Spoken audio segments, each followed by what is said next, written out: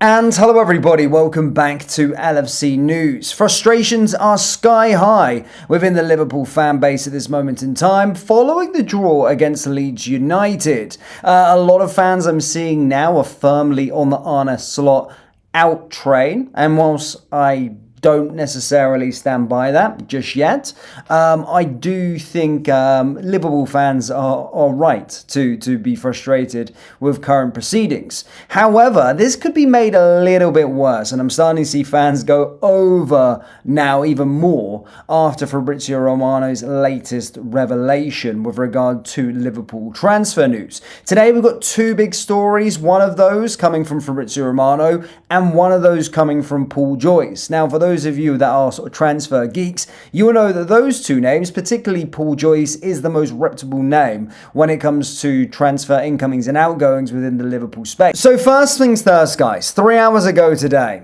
Fabrizio Romano came out with this. Charlotte FC are prepared to offer Harvey Elliott the chance to play on loan in the MLS until June. Elliott likely to return to Liverpool after being unused at Aston Villa on loan. Decision is now up to the player. Now, of course, as we know, currently it doesn't seem as though Arne Slot fancies Harvey Elliott. Harvey Elliott is a boy that a lot of the Liverpool fans love. You know, he's a supporter of the football club, and again, with these young players, he's a fan favourite, is Harvey Elliott, and definitely I would say has a high future or high ceiling for the future with regard to being a Liverpool player. However, it not working out at Aston Villa puts him in a complicated position. Because if he comes back to Liverpool and he's not really fancied by Arne Slot, as we know, he's not going to play, firstly. Secondly, well, Aston Villa, he then can't go on loan to another club in Europe. So that's why this America link is coming the way. And that's why Charlotte FC are obviously looking to try and push a lifeline out there to Harvey Elliott. So again, this is what Fabrizio Romano said 3 hours ago, that it's true that Charlotte FC are interested and are preparing an offer for Harvey Elliott for a sort of short-term loan till the end of this current season, I would suspect. But remember, the MLS runs from January to December in terms of their domestic campaign. So, I mean, it must be a short one, or they may go for a year. Who knows? But at this moment in time, it's until June, so a 6-month loan. But a lot of American clubs do this, and then it turns out to be extended, depending on what the parent club does. However, after that, an hour later or an hour ago, Harvey Elliott, Paul Joyce came out and said this: Harvey Elliott will not take up interest from MLS despite being left in limbo as his career stalls. So I think where Harvey Elliott's standpoint at this moment in time is that he's going to go and fight for his place. He's not necessarily interested about going to the United States. It puts him in an peculiar position because I get it. I do get it. Right, he's obviously wanting to make it work at Liverpool. He probably thought going on loan to Aston Villa was going to be the perfect next move to get into the Liverpool team going forward.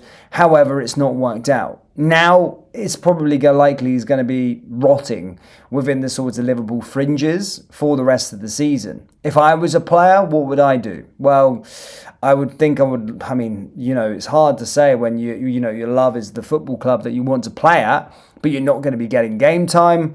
Would I take up that MLS route? Probably. If there was no way of me playing at my parent club, or Liverpool in this case. So that's with Harvey Elliott. Do let me know your thoughts on Harvey Elliott, the Harvey Elliott situation. But don't go anywhere, ladies and gentlemen, because we've got some more news again. And this comes from Paul Joyce as well. Liverpool planning to open contract talks with Ryan Gravenberch.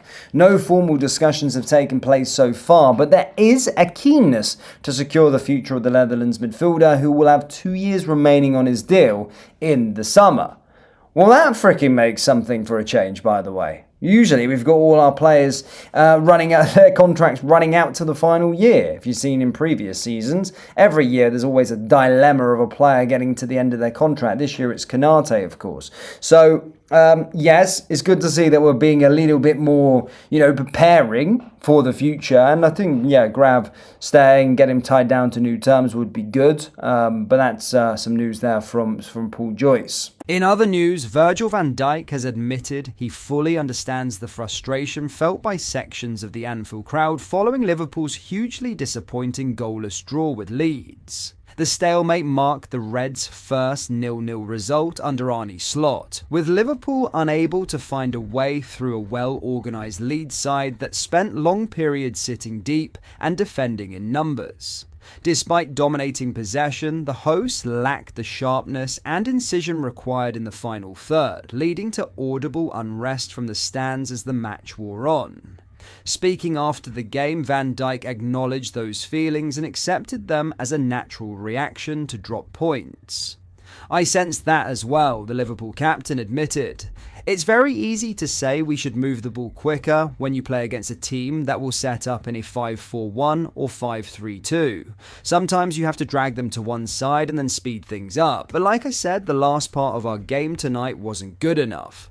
The centre-back pointed to recent performances as evidence of Liverpool's attacking quality, but conceded that they failed to reach those levels against Leeds. "I think against Wolves in the first half, we showed very much how good we can be, but today it wasn't meant to be," he said. "When teams sit in, you have to be patient. I know it's not always the nicest thing to see, but that's part of the challenge." Van Dijk was keen to stress that Liverpool will not compromise their identity by retreating into a counter-attacking approach simply to appease frustration in the stands. "We can sit back and try to play on the counter constantly, but that's not who we are either," he explained. "The frustration comes from the fact that we drop points, and that's something we didn't want at all." He also made it clear that his comments were not intended as criticism of supporters, instead underlining the shared desire for success.